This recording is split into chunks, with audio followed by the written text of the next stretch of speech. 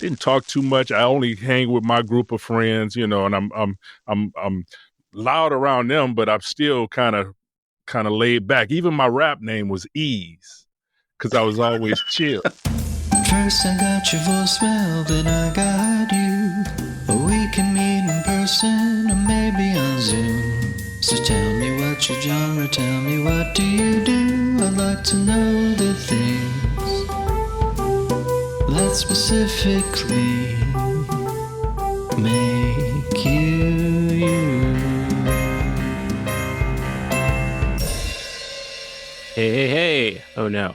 Am I Fat Albert? No, I'm Tim Barnes. You are the genre. And in every episode of this show, I ask a great guest about the first genre that inspired them, the first craft that they pursued, and how they feel about that first pursuit now. In this episode, I'm talking to Shannon Cason. And Shannon and I go back quite a bit. I met him when I lived in Chicago.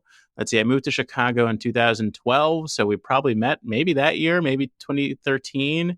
And it was a time of my life where there was something called the storytelling scene that was on the rise. I dabbled in it. I wasn't very good at it. I like to think I'm getting better at telling stories. I'm learning how to be in main character mode in my life. So I think I'm getting there. I'm getting there. But Shannon, in addition to being a writer and podcast host for a show that I believe was originally called Homemade Stories, but is now called Shannon Cason's Homemade, he is an award-winning storyteller with the Moth and Snap Judgment, and he's appeared on stages and platforms like TEDx and Risk, and he's known for having a smooth, brutally honest, and let's say lyrical storytelling technique. The first podcast that I ever hosted was called It's All True, and Shannon was one of the first guests that I interviewed. In fact, I'm pretty sure he was the first episode of that podcast that was ever released, and that was one of those things that started off in a friend's basement in Chicago. I was dabbling with audio. In addition to doing stand-up, I wanted to get into audio production. My dream at the time was to work for This American Life, and somehow... I don't know what dots got connected, but I was very much, a man about every scene in Chicago. I ended up getting It's All True to be a podcast under the WBEZ banner. WBEZ is the public radio station there that This American Life originates from. And Shannon's Homemade Stories also became a podcast under that banner. So with all of the various ways that we're connected, I was excited to catch up with him and see how we've navigated these years since. I feel like it's crazy, but I think it's been close to a decade at least since we saw each other in person. It was a great conversation, and I hope that you enjoy it. So please enjoy it. Okay? This is my chat with Shannon Cason. Nah, no doubt. I do this. I've had long conversations and didn't press record. So it's always good, even if it's podcast cold, press record. Yes, yeah. Well, you had me on your show, I guess, was that last year? Yeah. And what I remember of it was just like, I remember my state of mind was in a weird place. I don't know if you could tell, but I was like, I don't know how to answer these questions about comedy. And could you tell? No, I could tell. But I didn't know which direction it was coming from, right? Okay. Yeah. Because in my mind, it's a weird switch people have that move to New York sometimes, and they start working on different things. So I didn't know if it was that switch too, like, I don't have time to be. No, that really wasn't it. Kicking around with this book. It really was. I got bigger things happening. That wasn't it at all. I didn't really make that assumption, but at the same time, I was thinking like Tim got some things going on in his mind right now. Yes. That might have been before I started this podcast, and it was because of a lot of things that I do this for. Because I don't know this, like everything is changing so fast, and I wasn't performing as a stand. Like I was a point where I was like, oh, I've amassed these titles over the years, but I don't know what my relationship to them is anymore because of the state of the world. Yeah. You talked about that too, because I asked you about stand-up. Because from being outside of New York and knowing you in Yeah. stand-up and knowing you as far as in podcast production as well, and I think I'd asked you some questions about stand-up, Yeah. and you were kind of like, being funny. You kind of, yeah, I am funny. But I, like, you were kind of, I was like, man, you're funny, man. Yeah, I guess so. I'm coming I don't know how I this. feel about stand-up. I was like, this isn't what I was looking for. I was I looking know. for a Well, tap. this year I was like, I've kind where's of the tap dancing, man? Give me some tap dancing, some yuck. yeah. Well, this year I think I'm kind of having a holistic approach to everything. Yeah. So I accept the mantle of comedian and whatever else. Like I don't know, it was just wandering through the darkness at that point. But I'm excited to see what your journey has been since it's been years since we saw each other in person. Yeah, been a little while. But at the same time, I feel like everybody's connected now. I mean, who do we really see in person anymore? I know. If I read your X tweet or whatever, or you see your newsletter, I've seen you. Even if Yeah. right around the corner, do I see them ever again? Follow them on Facebook. Hey ma, Facebook. Yeah. But you've also had this journey. You've amassed many titles over the years. You used to. You were on my old podcast. I think a part of this is like I don't remember certain things from old conversations. But you were a rapper at one point. Am I making that up? No, that's part of my history too. Rap, podcasting, Storytelling, plumbing wholesale manager. Yeah, suits. You're selling suits. I sold suits. Yeah, man. See, you remember a lot. I sold suits. I forgot about that. Yeah, I sold suits. Did many things. Played basketball, like sports. Yeah. So how have you navigated all that? Like, have you had a similar moment where someone might ask you a question? You're like, well, rapping, I guess. It's all still part of me. So I always keep all of it jumbled up together. Even suits. Like recently, I've been like, let me break out my suits. Because I kind of went through a stage where I was wearing, if you're selling suits, you're wearing suits. And these are real nice suits, expensive suits. But I'm not making the money that the suit is portraying. You get what I'm saying? So I was selling suits in New York, actually, at one point. I'd be walking around Brooklyn from my little basement apartment to the train to go to sell the suits in Manhattan. And just everybody on Nordstrom Ave, as I'm walking to that train, they'd be looking at me like, hey, who is my man is doing it? Yeah. But I'm I'm buying $2 slices of pizza to make it through to the next day, So but that's a part of my makeup too, is wearing those nice suits and having that look as well. So I've been thinking about doing that more often, wearing my suit. Nice. Well, what's the title that you accept the most these days? Is it storyteller? Yeah, I like storytelling. That's my thing too. So I've told stories, and I do it on a consistent basis, and I help other people tell stories. So most recently, as far as just helping nonprofits tell their stories. So I've been producing podcasts for nonprofits, but also authors have come to me sometimes to help them tell their stories for their book tours and just working with different people. Work with some athletes. I think one of them playing in the Super Bowl this couple of days. That's incredible. Telling their stories, helping them tell their stories. So it's just like doing projects in storytelling, but also always keeping myself in the grind as well. I think just like we talked about comedy, just like comedians, you got to kind of stay in the stand-up. You got to get on stage in front of people. Yeah. To practice the craft. That's how I always feel, and it kind of feel sharp. Feel like my sword is sharp for it. Yeah. What was your entry into storytelling? I know we've probably talked about this many times, but what was the official entrance, do you feel? My entry into storytelling was I always was a writer. Always considered myself good at writing. I remember the first time I really did something in front of people that I remember was in high school. I was suspended from school. And back then suspensions was like, it was like taps on the hand. The school I went to, you know, you get what I'm saying? That's just like a gentle tap. Hey, you suspended for a week. You try not to even tell your mom, you know, you leave for school and go play somewhere, then come home. Because they never really, wasn't like a big deal. It could be, but it wasn't as far as the school I went to.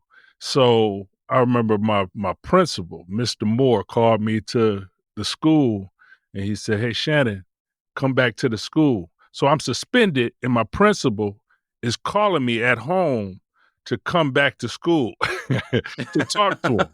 So I'm a little nervous on this one. I'm like, okay, am I in more trouble? You know what I'm saying? I'm already in trouble at home. So I went in, sat in at the desk or at the chair basically to wait for the principal, then went into his office and sat at his chair at his desk. And he told me that he was not going to suspend me, you know, that he was get back in class, you know, go back to class. So it was a point at one time I was supposed to introduce him in the auditorium. He asked me to introduce him. So I went to introduce him, but I told that story. And it was like I was in front of everybody. I said, I was suspended once.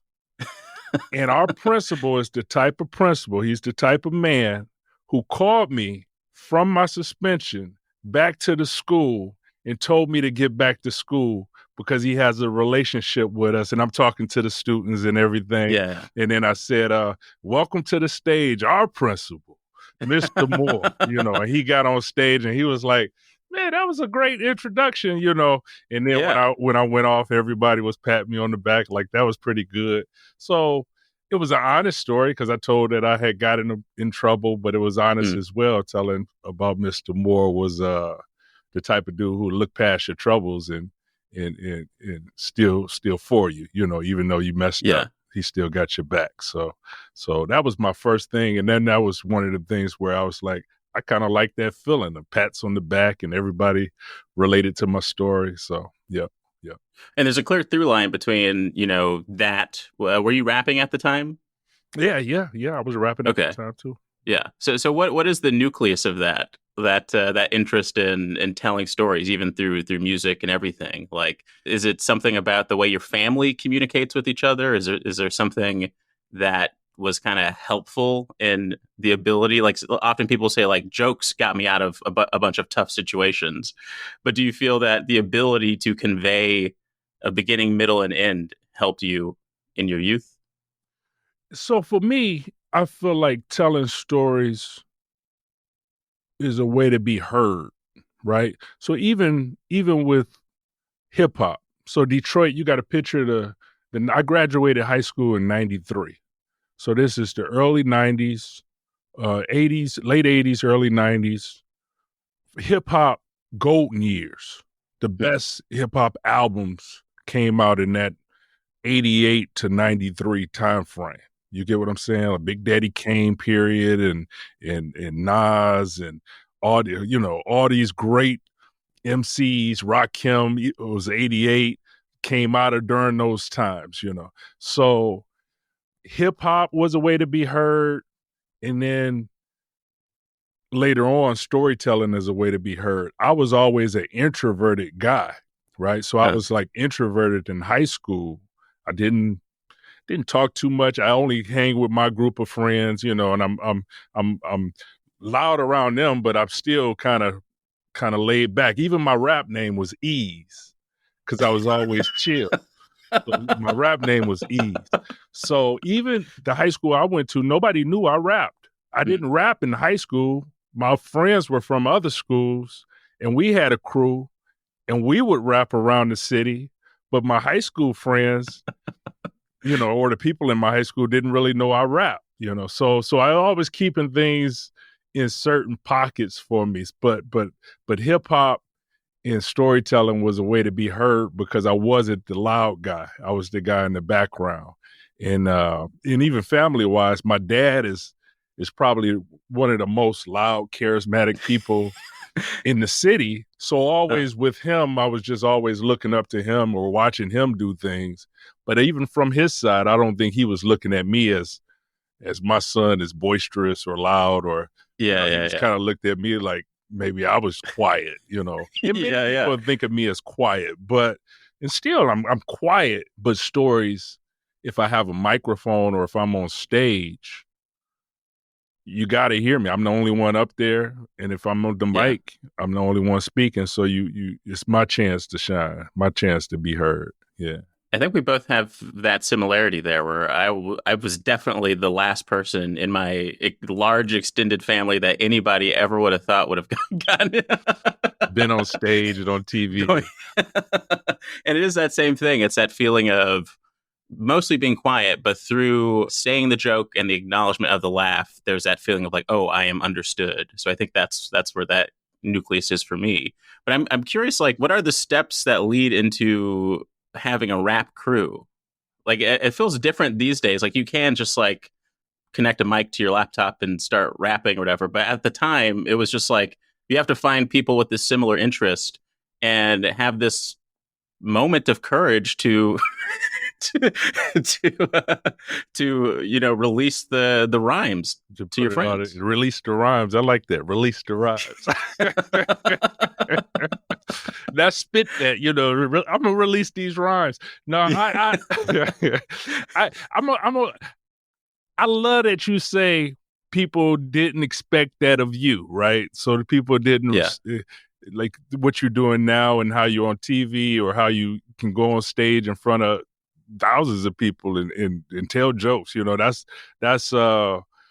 But that's what you do. I remember I was in New York and I was at a show, or I had a show, but I was just walking the streets in New York. So I was Manhattan, and I ran into Bizarre of D12. He's part of Eminem's crew. But I knew Bizarre from Detroit, right? So because I had sold Bizarre my 4-track at one time, and he was kind of in our crew for a little bit, but he kind of floated from cruise to cruise. So but I knew Bizarre. So I'm down Manhattan and I'm walking, and Bizarre was walking, and I remember I was with a young lady I had met in New York, and she was okay, what I'm saying? But she was kind of on me, so she was holding my hand and all this. And I was just kind of going along with it because I don't know nobody out here, so I was just like. But then I saw Bizarre and I kind of let go of her hand, and she was like, "Why you let go of my?" We together, you know what I'm saying? So I saw Bizarre, and he was like, "What's up, Shannon?" And he had heard that I was doing storytelling or doing something on stage. And he was like, "Man, I can't even imagine you." But he know me through rap, right? So we still rapping. But Bizarre, being as crazy and wild as he is, he wasn't that either, right? So when we knew each other, he wasn't wild and crazy. He was kind of quiet, laid back, reserved. He had crazy bits to him, but at the same time, he wasn't who he was now. So I looked at him like, "You wasn't this either," you know what I'm saying? And he laughed, but we was kind of, so it's just like sometimes that boisterous person or the person on stage or the person, they usually that be a part of them, but that's not necessarily always. Nobody could see that trajectory many times. You'll find that those introverts are those people who on stage or, great performers in their own ways, But my crew was just Detroit in the 90s was just creative. So much creativity during that time. And the creative people found their outlets. And our outlets was St. Andrews, which is a famed like club in Detroit where a lot of people went through. If you was at St. Andrews, it was in the hip hop. The Shelter, which was a part of St. Andrews. And then the Hip Hop Shop, which was on 7 Mile, and everybody went there. It was a Maurice Malone clothing store, who's a popular designer, but his clothing store, and everybody went there for these hip hop battles. And my crew was 31. but it would be other crews, different names, and everybody would be rapping there. So Eminem came out of that. Jay Dilla, he was a part of that. A lot of my friends were DJs. DJ Head was one of the main DJs. DJ Tony Tone, who we still keep in contact now. Actually, I got to send him this hat. That just reminded me. I told him I was going to send him this hat. But all these people, we would all meet there, and it was just creative. So my crew was just the people who we knew, and we were called 31 because of 31 flavors, and it was a lot of us. So 31 was probably the most accessible crew in Detroit, where everybody was a part of 31 at some point. I think Elzai, who's a popular rapper with Slum Village, was in 31. Like I say, Bizarre was in 31, and all these different people were affiliated with 31 at one point because it was just so many of us. We was the most accessible. But it's funny, like rap is like hip hop is so cool, rappers are so cool, but it doesn't sound too different than a group of friends like finding a shared sense of humor and then starting an improv group. Like I bet there's so much similarity between those two types of people, improvisers. Yep. Hip hop and improvisers. We could have been a great improvising crew. But freestyle, freestyling is improvising in a lot of ways. My partner was Beach, and he was the best freestyler of our crew. So many times we would look to Beach to kind of set us up at the hip hop shop or St. Andrews. He was the guy who we pushed forward, but he was my best friend. So Beach was the guy that we always kind of pushed out there. And Slum Village, which is a popular Detroit group, two of their songs on their albums is called Beach and Them.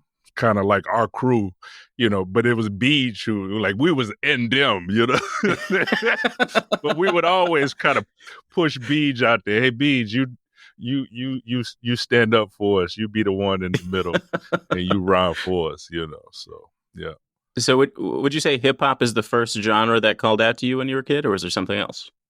No, definitely hip hop. Definitely hip hop from way back when. Yeah. Hip hop. I still use hip hop to this day. I think a lot of my timing is based on hip hop. People will talk about my storytelling, my timing, my sense of direction. I'm thinking of music, and hip hop applies to so many different music types, right? Because it appropriates all those genres of music into it. Jazz, funk, even classical, and all these things you pull to create hip hop. So a lot of that I use within the stories that I do now. I think of it in timing and in musical sense. Yeah.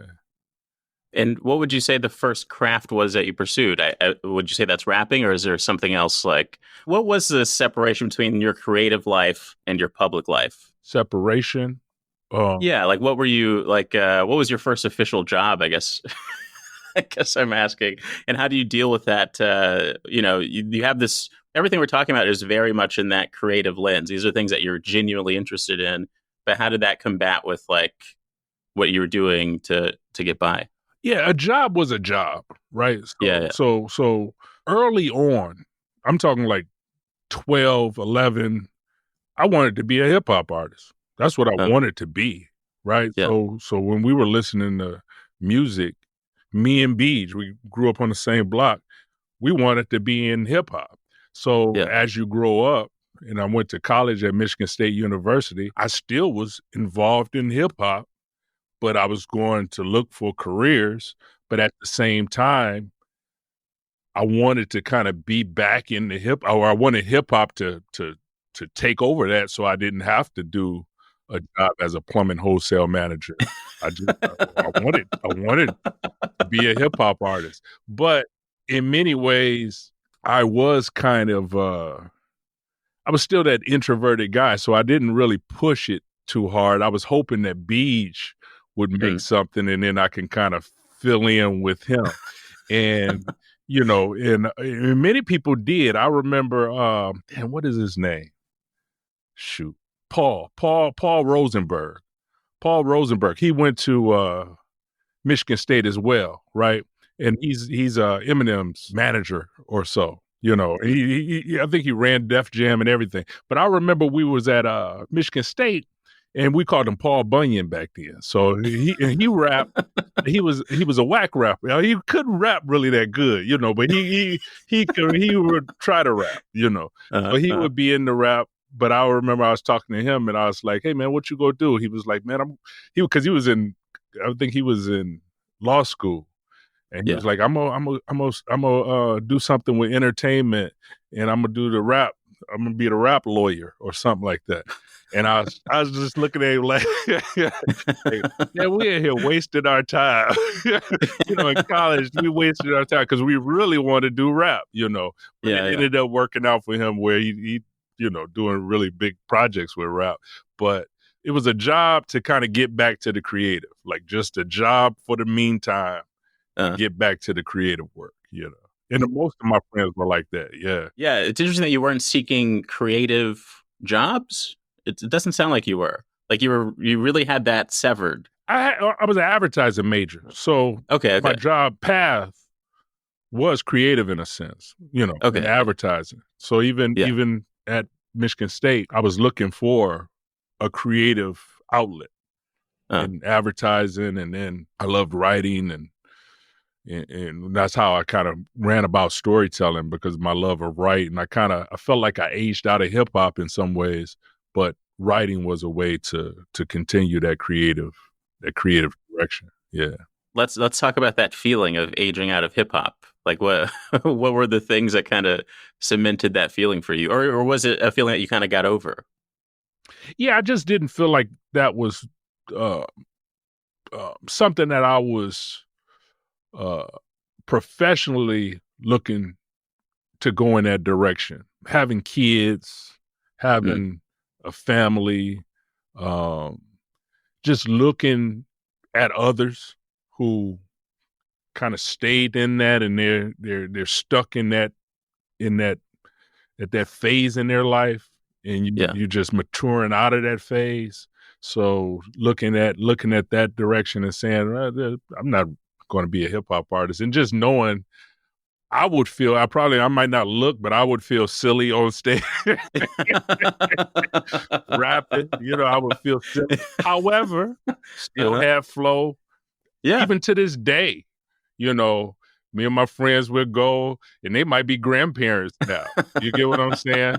But they'll have a studio in their basement, and when we meet up, we'll sit in the basement, smoke cigars, and eventually they'll start playing beats. And well, what is it about that concept of the aging rapper that seems to never really fade away? There does seem to be a social cutoff, even for the most famous, like the rappers of a certain age who are still famous. There seems to be a switch that happens that doesn't happen for other artists in terms of how society interacts with them. What's up with that? What do you feel about that? I agree. There's a switch, but then I think there's this thing too, where they're doing it, and this is a beautiful place to be.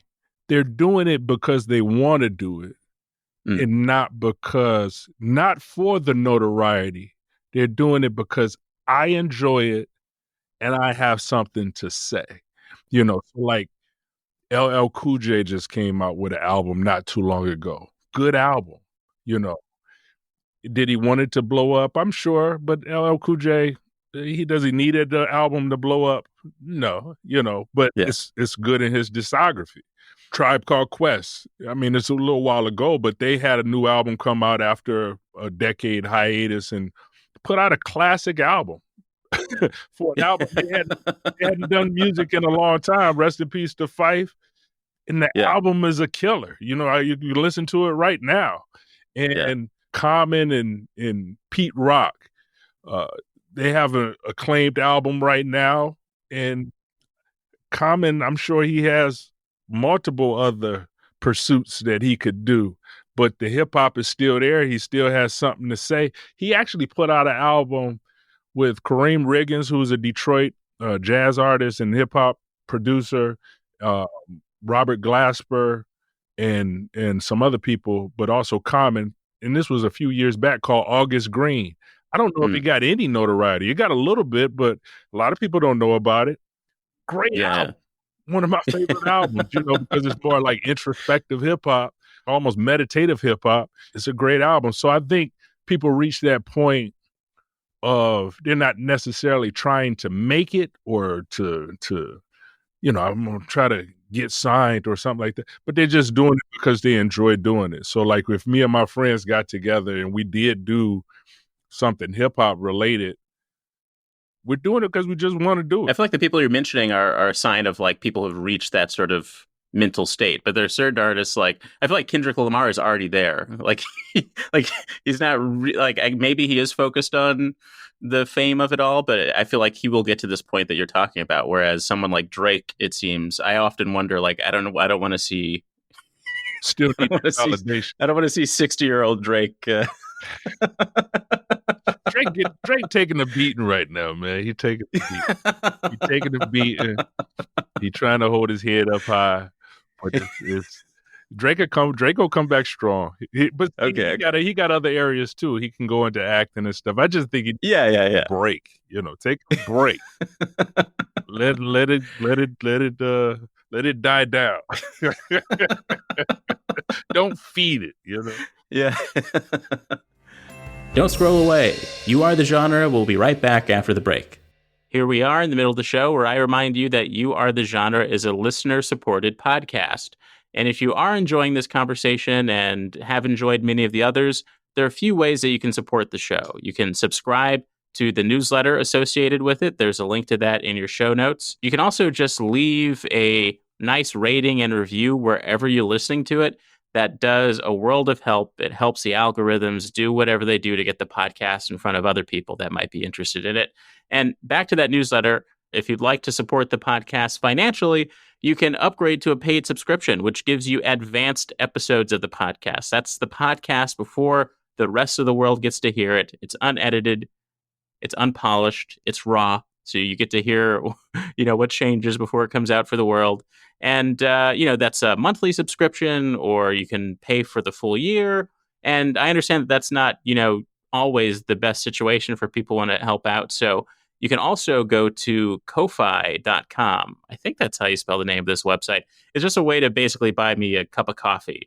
It's ko-fi.com/Tim Barnes. That's ko-fi.com/Tim Barnes. Wow, it's not fun asking for money, but in this economic climate, with this president, with this state of the entertainment industry, I'll take any cup of coffee I can get. I also use this break in the middle of the show to embrace what this show is all about and give some insight into something that I've simply been enjoying. One of those things is John Henry. I've been diving back into the myth, the legend, the real human being who became a myth and a legend, John Henry. A part of that has been my return to one of my favorite children's books, which is called John Henry by Julius Lester and illustrated by Jerry Pinkney. It gave me a wave of nostalgia seeing that book cover, and I listened to the audiobook version of it on my Libby app, and it's narrated by the great Samuel L. Jackson. It's just a great time. And a part of that deep dive has also taken me to the book Steel Driving Man, which opened my eyes to a concept called John Henryism. I think that any Black person listening to the show will be fascinated by this John Henryism phenomenon. You'll probably recognize it in yourself, or at least a close family member. So there you have it. Dive into some John Henry lore and consider subscribing to the newsletter for the show. If you'd like to do that, get all of the information you need at youarethegenre.com. Now, back to the episode. Where were we? Okay, so First Craft, it was a mix of marketing, like on the official end, and then on the personal end, still rapping, but then at one point, you kind of let that go. Yeah. What was that bridge between that moment where you let it go and when you first told a story for a show that's purely for storytellers? Yeah, just matured out of hip hop, but still had the creativity. Always wrote. that was what I was known at in hip hop. Like I was a writer, so I wasn't a freestyler, but I could write. I could write intricate raps. So when I found out about stage, like people were actually telling stories on stage, and I told my first Moth story. First story I told, I was Brian Babylon's comedian. He was the host. First story I told, I won that story slam, but it was a mix of, it was funny. The first story was a mix of kind of hip hop and storytelling. I wasn't rapping, but it was a very musical story that I was telling about Chicago. So that was this time when I kind of made those shifts to find that storytelling was something that I enjoy and that I was pretty good at, by seeing the validation that people enjoy this. Okay. Yeah. And it's being different and creative on stage, because that's the biggest thing, especially in Detroit hip hop. Originality was number one. If you wasn't original, you'll get called out. Like, you sound just like Tupac. We would call you out in a heartbeat. That sounds good. You sound just like Das Effects. That's someone else's voice. You somebody will tell you. Yeah. It's a similar thing in stand-up too. Like, you can always hear, especially when anyone's starting off in stand-up, you can hear who their influences are. You can hear an imitation of Richard Pryor. When I first started doing stand-up, there were a bunch of Zach Galifianakises. Was Ian one of those? He was a little bit. Yeah, you could, like, right off the bat, you could see that. And I think for me, oh God, who could you see? I don't know. You could see it about me, but my time. Dry comedian. Who was your influencer? It was a little like Stephen Wright. That kind of. I could see that. Yeah. And these days, it was never like a specific thing, but I feel a lot of Norm Macdonald in the way that I tell jokes. I love Norm Macdonald. I follow Norm Macdonald even for my storytelling, because I follow a lot of comedians in storytelling as well. So I would follow Norm Macdonald, even Bob Newhart. I would go back that far. Yeah. So I would look at Franklin Ajayi. Yeah. I would look at his. He's like comedy. A jazz musician. Yeah. To see, because I like to start out a certain way, but then at the same time bring more energy to it as I kind of go. Yeah. And I feel like when we first met, it was a moment where I was dabbling in storytelling. I was very bad at it. I felt like I didn't have a story to tell. And I think if you compare that to the way I was doing stand-up, my stand-up was a bit of an invented character. It was not telling stories about my personal life. And so I found that to be so daunting about storytelling, where the silences are really scary. It's hard to tell when people are keeping interest or losing interest. And I really did have this overpowering sense that I don't, I'm too young to have anything of interest to talk about.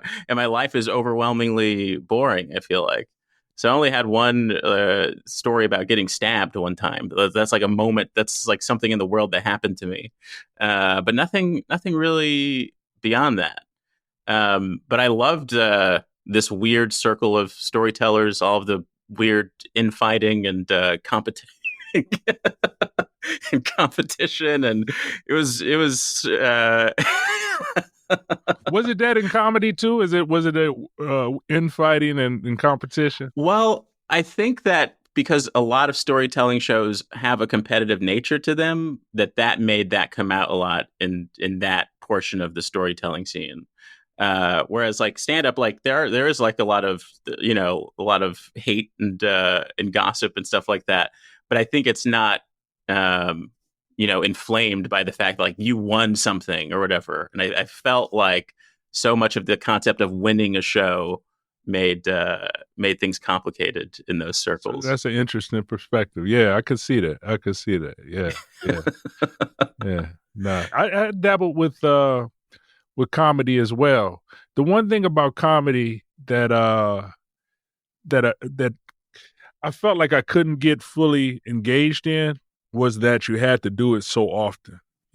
I had a family, I had work and everything else, and it just felt like, man, I would really, really have to be just at all these shows to practice the craft, to kind of get known in the community and everything else. But I always felt like even with stories, I could hold my own comedy, the variety shows, like there would be comedians and storytellers and whatever at different shows. And I always felt like, I'd be like, shit, my story was, and probably still that competitiveness of hip hop and everything else. I'd be like, my story was still the best one, and I still had that mindset. I still could tear it down with the stories, And there is still, we don't have to talk too much about this, but there's one story you told that I felt like I still think about because of how recent an element of it was. It was like a very personal story about, a moment in your relationship at the time. And that really blew my mind. Like, is there something specific to the catharsis of revealing things like that to an audience? Or are there stories you don't tell anymore that you have told the public? I think, well, in my mind, right, so it's like a challenging of myself, but also knowing that an audience, I think comedy has it as well. When I see a comedian go on stage, I watched Martin Lawrence once, and he talked about, he was on stage. And I love Martin Lawrence. He's one of the people I think was one of the best storytellers out there, all time. And he told a story, and he was in his comedy, and he talked about his dick being little. He was like, I was on the bed and I'm jumping up and down and my little dick and somebody, and I just was like, damn, oh man,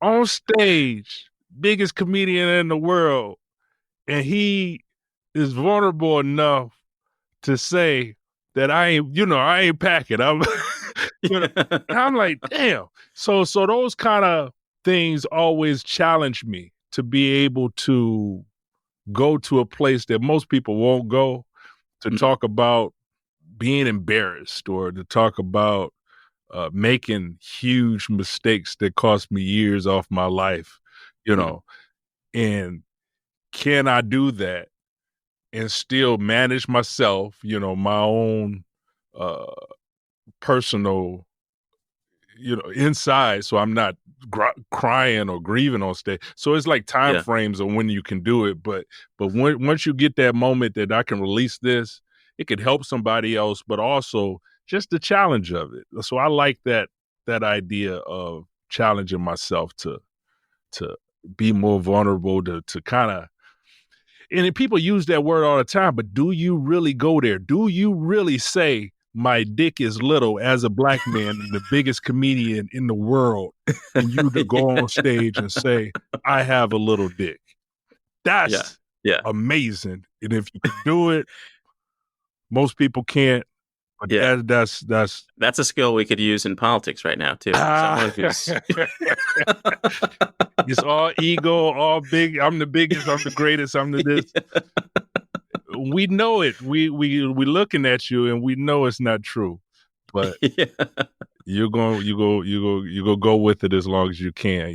In hip hop, that's the thing. In hip hop is I think that's what Kanye broke the mold on, and what made him so popular at the time when he came out, because hip hop was, I'm the best, I'm the greatest, and this is a guy talking about sharing his vulnerabilities and sharing his awareness of, I'm doing this because I need validation. And in some ways, he's probably still doing those things. But I think that's what stood out with him. So sometimes going that opposite route, or just challenge yourself to go a little deeper than most, stands out because it's different. It's especially in comedy. Comedy does it as big time. If a person beyond that point, and it's sometimes they go, it's popular to go beyond that point, but then it's a further place to go, or even to be aware that I'm going beyond the point because I'm thinking that this is what everybody wants to hear, and to say that, to say, I'm doing this because I think everybody wants to hear this. And you'd be like, damn, we all do it. That's another thing that makes storytelling scarier than stand-up, though. Like, even if you are a personal style stand-up, there is this this gloss over it where it's like, okay, maybe this part of it isn't true or whatever. But as a storyteller, the assumption has to be that everything that you're saying is true. And we've both seen storytellers go over the line of like saying something that someone in their life didn't want them to say or things like that. So is there, a genuine fear sometimes before you reveal something, or do you have to like put deep consideration and like, check with other people sometimes?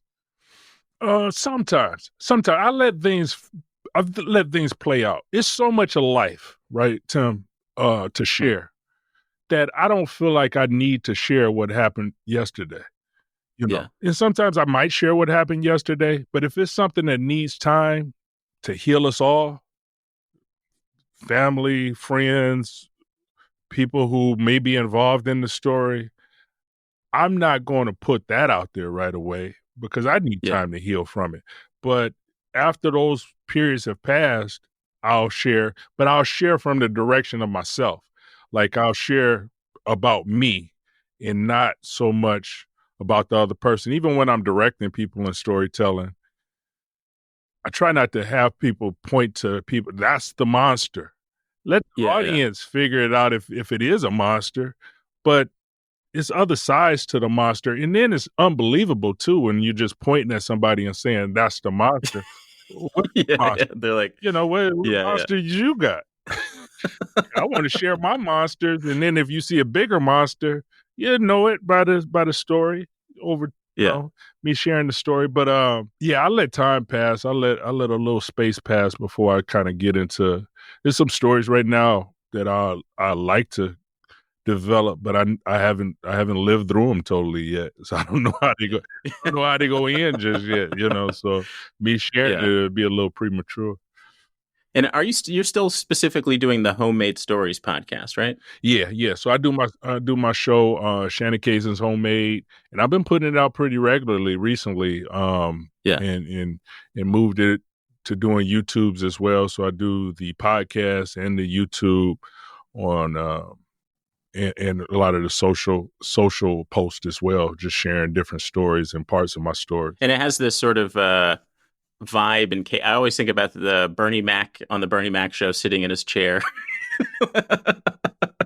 There's this great conversational ease to bring up your rap name that you have, and does feel like a bit of you like very naturally processing the past week or month or so sometimes. What gives you that ease when it comes to that? When it comes, like, is it therapeutic? Is it simply like a process that you need to function as a human being, you feel? Yeah, a big part of it is just like we talked about earlier, like introverts and small circles, and sometimes feeling like, oh, I want to be heard. So I'll look at the podcast as these are those friends that I might not have, or just wanting to be heard from certain people. So I'll have it from that aspect of just kind of like I'm talking to my friends, my imaginary friends, I think that what's fascinating is it like there's some people who do like journal style YouTube videos talking to a camera where I feel a little sad watching it, but you miraculously make it seem so casual that it's not like, oh my God, who is this person? Well, I like to laugh. I love to laugh. I love to crack jokes.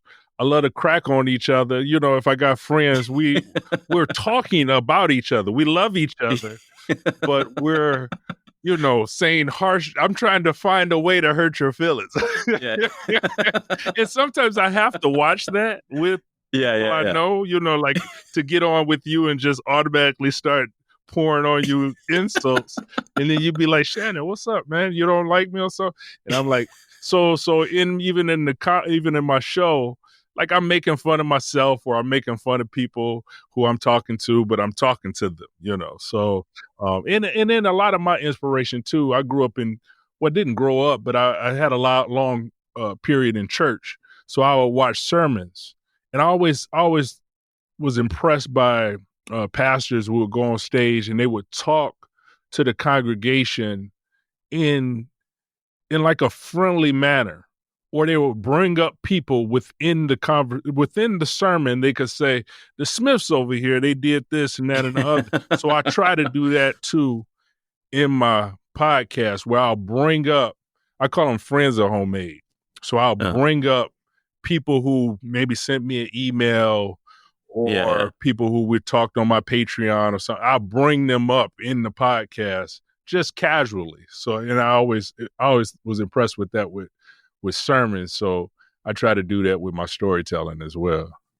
I feel like that's a good path to the third question, which is, how do you feel about that first pursuit of yours now? That first pursuit was rapping, and there is something to a preacher's cadence, a rapper's cadence, a stand-up's cadence, where you can always, like, I've been to so many comedy shows and open mics that I don't even laugh at the words of a joke. Sometimes I just laugh at the rhythm of it. It seems like you found a way to fuse. I don't know if I've ever heard one of your hip hop tracks, but how similar your rapping style is to your storytelling style. But it does, from afar, seem like you have found a way to maintain all of those original interests. But when you really think about that rap career path, how do you feel about that pursuit? I still feel, in some ways, I feel let down sometimes. Like, I know, and it's not for me mostly. Sometimes it's for my crew. Like, I'll think about the creativity of these people I know. And I'm not saying that none of them living successful lives. They have jobs and families and careers and those things. But then we all still interested in creative pursuits as well. I'm one of the only ones probably working within creative pursuits. So many times I'll tell them about, hey, great producer, podcasting, music for film, or trying to kind of push them in other directions and I'll utilize their music many times as well, if I have projects that I'm working on that I can bring in their production for. But I'll look at that sometimes and sometimes feel a little bit like, man, we could have took this further. And still to this day, I think of, I was talking to one of my producers who does my podcast. I was talking to him and I was like, man, because he's a hip hop artist, Echo Finch. What's up, Echo Finch? And I was like, I'm gonna do a hip hop story soon, because I still got skills, so I'm gonna do a story and mix in rap with the story and mix in other people's beats as well to kind of create something with that. But that take a little more intricacy than the stories I tell, but at the same time, finding ways to include actual hip hop in my storytelling, and I'll do that soon. I'll do that as well soon. Yeah, it's funny. Did Homemade Stories start off in your actual home, or did we both at a period of time we had podcasts? Yours was Homemade Stories. Mine was one where I think you were the first episode that I released. It's All True. And then we were both at the, partnered in some bizarre way with WBEZ Chicago. And, and I don't know, it all makes me think about this era. When I try to define it, it feels like almost the peak of shows like This American Life and The Moth, and going back to that sort of like almost talking about like the competition thing, but it felt like a bubble that I'm not sure if would you say that whatever that was has burst at this point? There was something in the air is what I'm trying to get at. Does anything I'm saying make sense? No, I think during that period, I'm going to be real with you. I was in it, but I was always an outsider. Cause just like we're talking about before, I'm not the life of the party. I don't even want to be at all the parties. So I'm kind of like, I'm still on the wall over here, but I think it was a period in Chicago storytelling. There was a lot of shows and a lot of people doing shows and a lot of people in internal conflict, which may have been relationship wise and all that kind of thing. But me on the outside, a dude from Detroit who really loved hip hop, I was kind of looking at it in a sense of even WBZ. I was like, this Yeah. NPR stuff. I don't listen to it. So I was just I was just like, let me do my storytelling here and Yeah. do Yeah. my creativity here. But I wasn't necessarily influenced by, I mean, I'm in some ways influenced, but I was an outsider looking in. And I Yeah. liked that perspective that I had because I felt like I could come with a fresh perspective because Yeah. I'm not ingrained in this. I didn't grow up listening to, I didn't even know about This American Life until WBZ. You get what I'm saying? And I'm like, oh, this is what everybody knows about, you know. Yeah. Yeah. And I'm doing it from that perspective of I don't even know about this thing, so I'm not putting there's no pedestal at all on any of it, you know, because I'm Yeah. Yeah. coming from a total different mindset with it. So, but that bubble in that sense, I think This American Life is still doing pretty good.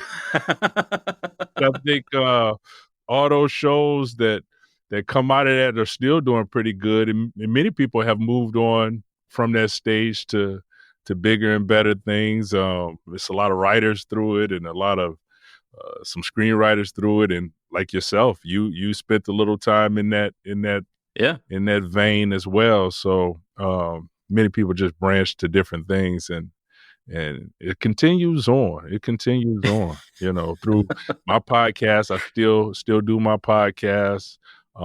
Work with other people to help them tell their stories better, and worked on a lot of different projects, cool projects, and you know, it Yeah. continues on. I say. And I'd say like you're a great testament to that concept of continuing on because there are so many like even those homemade stories in my old podcast they've gone through so many permutations. I stopped doing that one, but you have continued throughout so many styles of the show and everything. Like what do you think is the key to that for you, and what is like the North Star for you creatively right now? Yeah, that's the thing with homemade stories. The essence of it is stories from my life, right? So I'm continuing to live in that world building that's happening in homemade stories of my dad, my mom, my ex-wives, my kids. We just grow along the process, along the timeline. So those stories are always happening, and new stories are happening. So, um, like I say, homemade stories is the way for me to kind of talk to friends. So for Yeah. me to continue it is simple, but at the same time, when I say the North Star for that is just more reach, uh, to speak to more people, and that's why I've moved it to YouTube in some ways. We're expanding it to YouTube. I still do the podcast. The podcast is most popular, but expanding it to YouTube to present it to a new audience there, but also more social media. So pushing that along more, but Mm. also uh, looking at ways to push it beyond there. You know, maybe Yeah. uh, uh, ways to see a homemade story acted out one day. That'd be real cool. Yeah. Yeah. Well, it's all beautiful, and it is wonderful that I feel like through you expressing your stories, other people feel heard. Like it's sort of a validation. And a lot of these conversations, especially with people that I knew in Chicago, is like, oh yeah, it feels great to be validated that time existed because sometimes it feels too almost too weird to be true or too good to be true. Sometimes a mixture of both. Of like, we really went through that. Yeah. Yeah, definitely a part of our history and part of our lives, you know. So I look at it with I esteem that time frame and the friends I made through it. I mean, we've stayed in touch throughout that time frame, and and many other people who I know throughout that time frame. So it's just a moment, and also continues on. It continues Yeah. on through your work and through others' work, and I love to see where all of it's going. I follow your work. I follow a lot of people, and it's just cool to be a part of that experience. But we met through that creative time frame. Yeah, Yes, yeah, yes, yeah. yes. And I'll never stop thanking you for hiring me to make a video about you featuring your suit selling, and that's another life that I've lived too many lives. I was like a editor and all that stuff. Like what's my deal? You edited and produced some of the Homemade Stories podcasts. Yeah. At WBZ Chicago. I remember that time. Yeah, you did some of those. I was happy to see you start this podcast. Thanks. When you started it. I'm shocked that you don't do the video as well. Do you do the video? I don't do maybe I will now. I think now I have a good setup, but before I was just like, I'm purely focused on the audio and I don't know. I think it's editing audio and editing video are two different things, and I feel good about how I edit the audio, but it'll be, I want to reveal all the pure chaos of the video. I don't know. I think maybe I will one day. Be kind of fun, Yeah. I noticed myself. I watch more YouTube podcasts now than I listen to podcasts. But I just think it's the nature of where things is going. So now I do the video because I want to be there as well. And I'm not bad on camera, What do you think that is, though? I think it's like, because you do, I'll play a podcast on, I think now that YouTube is on TV, like you can get that app on the TV, I do that more. But I think it's knowing that when the occasion that I do turn to the TV, I'll see two people there. So it does feel like you're hanging out with people a little more. Maybe that's what it is. Yeah. But, yeah, I'm shocked. I hope you start doing the video as well, because I think that would I would listen probably even a lot more because I'm on the YouTube all the time. Yeah. All right, I'll consider it. It. Maybe I'll start off as a paid exclusive. The video. Hey, that's even better. Make a little money from it. Hustle it out. Yeah, hustle it. Well, all right, Ease. It's been big thanks to Shannon Cason for joining me on the show. For more information about him, visit shannoncason.com. Freddie Nunez created and sings the You Are the Genre theme song, and Adam Smith produced it. Next episode, I'm talking to creator and host of the long-standing Chicago institution called The Interview Show. His name is Mark Baser, and if you are a paid subscriber to the newsletter, you can listen to that right now ahead of everyone else. This is Tim Barnes signing off with your weekly reminder that you are the genre. First I got your voicemail, then I got you. We can meet in person or maybe on Zoom. So tell me what's your genre, tell me what do you do. I'd like to know the things that specifically make